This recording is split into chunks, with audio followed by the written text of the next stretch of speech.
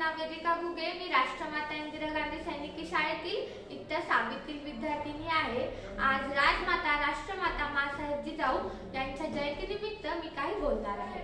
मुजरा माझा माता जिजाऊंना ज्यांनी घडविले शूर शिवबांना, मुजरा माझा माता जिजाऊंना ज्यांनी घडविले शूर शिवबांना, साक्षात होती ती आई भवानी, जन्म घेतला त्यांच्या पोटी शिवबांनी, जन्म घेतला त्यांच्या पोटी शिवबांनी।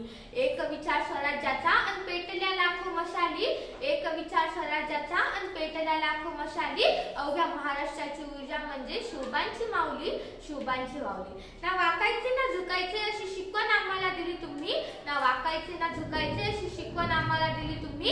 एक मराठा लाखासारखा जिजाऊ घडवला तुम्ही, जिजाऊ घडवला तुम्ही।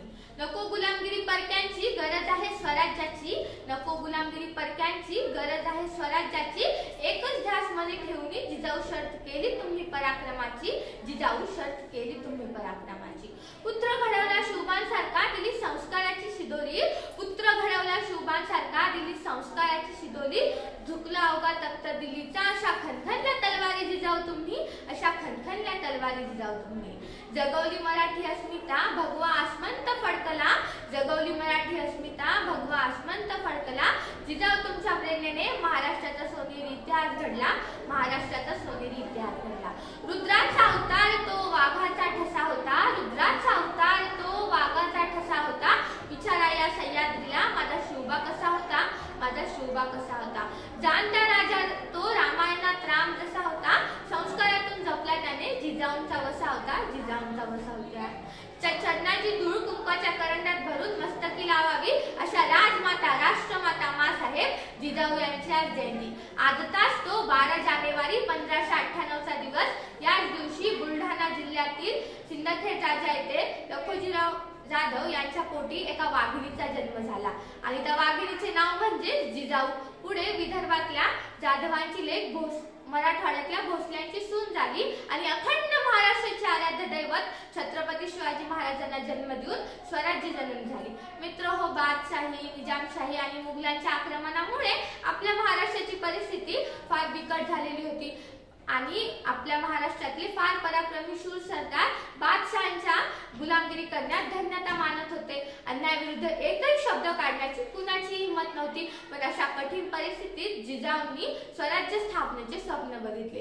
एक उजळली ठिणगी आणि पेटल्या लाखो मशाली, एक उजळली ठिणगी आणि पेटल्या लाखो मशाली। स्वराज्याच्या संकल्पाची नवी पहाट झाली, स्वराज्याच्या संकल्पाची नवी पहाट झाली।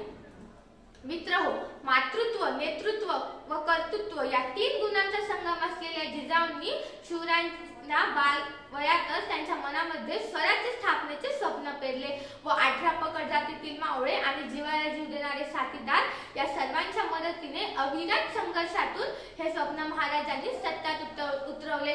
म्हणूनच आज जिजाऊ स्वराज्य जननी झाल्या।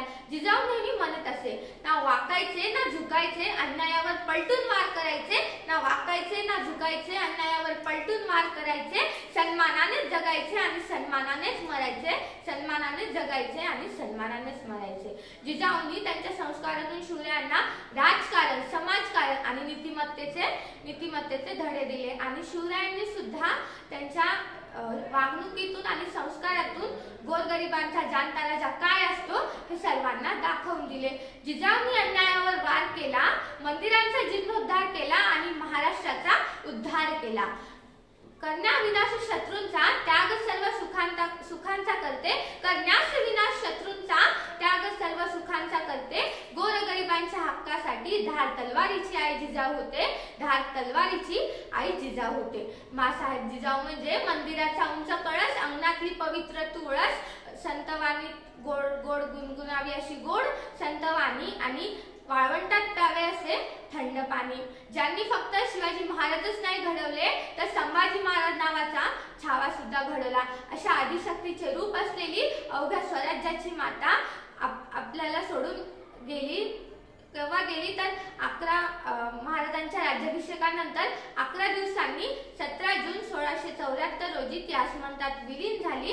पण आताची सध्याची परिस्थिती बघता आपल्याला पुन्हा एकदा जिजाऊंच्या शुभांची गरज आहे। म्हणून मला तरुणांना एक हाक द्यायची आहे। उठो जवानो, हम भारत सरताज है, अभिमन्यु के रथ का पहिया चक्रव्यूह की मार है।